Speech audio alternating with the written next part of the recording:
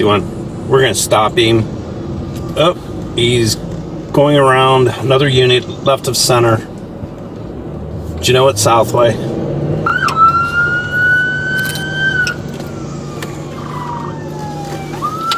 And he's going through a yard. He's going through 2 yards. Continuing north through other front yards.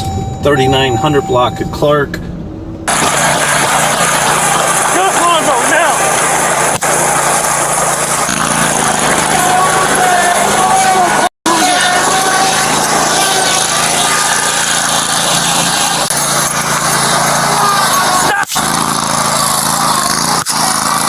So what you got arrested for yesterday was for the warrants that you had already before that.